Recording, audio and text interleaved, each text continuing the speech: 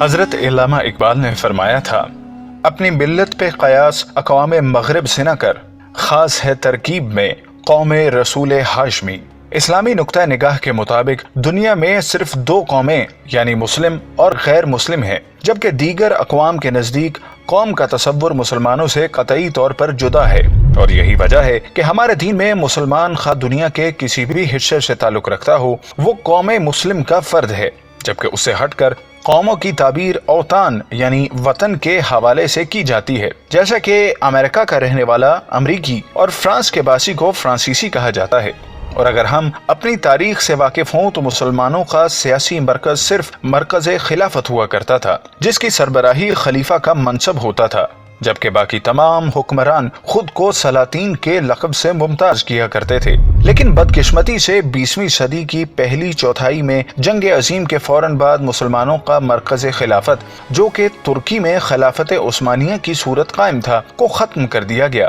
جس سے امت کی یگانگت پر کیا اثرات مرتب ہوئے سے قطع نظر آج کی اس سر نظر ویڈیو کے لیے ہم خلافت عثمانیہ کے آخری تاجدار کو موضوع سخن بنائیں گے، تاکہ یہ اندازہ ہو جائے کہ جب امت کے عمرہ کردار سے بیگانہ ہو جائیں تو ان کا اپنا انجام کتنا بے وقار اور ان کی سزا صدیوں تک پوری ملت کو برداشت کرنا پڑتی ہے۔ ناظرین، میں ہوں محمود ریاض اور آپ دیکھ رہے ہیں اسپریڈ دی اسلام۔ لیکن اصل موضوع کی جانب بڑھنے سے قبل ہم حسب روایت اپنے اس قافلہ شوق میں شامل ہونے والے نئے دوستوں سے درخواست کریں گے کہ وہ پہلے چینل کو سبسکرائب کر کے ساتھ موجود نہ بجنے والی گھنٹی کی علامت کو بھی دبا دیں۔ معزز خواتین و حضرات، اگر مسلمانوں کے اس مرکز کو ختم کرنے کے لیے فکری طور پر کام بہت پہلے ہی شروع کر دیا گیا تھا، لیکن حجاز میں تیل کی دریافت ہوئی تو اس کے بعد خلافت کی سب سے زیادہ مخالفت بھی اہل حجاز ہی کی طرف سے دیکھنے میں آئی، جس کی وجہ یہ تھی کہ اگر یہ ساری دولت ایک مرکز پر جمع ہو جاتی تو مسلمان نہ صرف عددی حوالے سے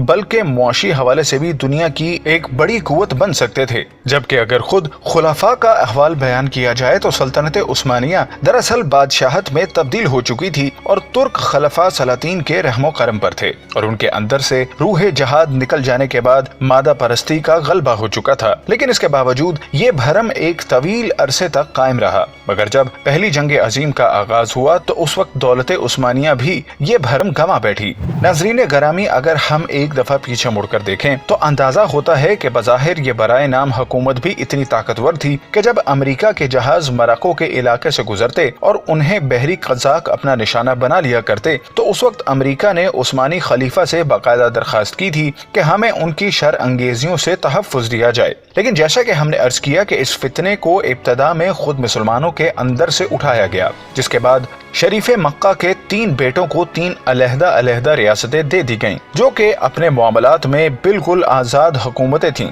مگر اس کے باوجود ابھی تک خلافت کا بھرم قائم تھا۔ اور پھر جنگ عظیم اول میں ناکامی کے بعد جب دنیا کے نام نہاد تھانے داروں نے مسلمانوں کے اس مرکز کو ختم کرنے کا فیصلہ کیا تو آپ حیران ہوں گے کہ اس وقت پوری اسلامی دنیا میں ایک بھی ملک ایسا نہیں تھا جہاں سے اس فیصلے کی مخالفت میں کوئی جاندار آواز اٹھ سکتی، بلکہ یہ صرف ہندوستان کے مسلمان تھے جنہوں نے آزاد نہ ہونے کے باوجود تحریک خلافت برپا کی، اور وہ اس قدر طاقتور تحریک تھی کہ اس میں مسلمانوں کے ساتھ ہندو قوم کا لیڈر مہاتما گاندھی بھی شامل ہو گیا۔ اس تحریک میں یوں تو تمام ہی ہندوستانی مسلمان شریک تھے، لیکن مولانا محمد علی جوہر، مولانا شوکت علی خان اور ان کی والدہ محترمہ اما بی کا ایک ناقابل فراموش کردار ہے۔ یہ وہ عہد تھا جب ہندوستان کے طول و عرض میں یہ نعرہ گونج رہا تھا، بولیں اما محمد علی سے، جان بیٹا خلافت پر دے دو۔ لیکن افسوس باقی امت کی بے حسی کی وجہ سے مسلمانوں کا یہ مرکز ختم ہو گیا۔ جنگ عظیم کے خاتمے کے بعد بغداد اور فلسطین پر انگریزوں کے قبضے کے علاوہ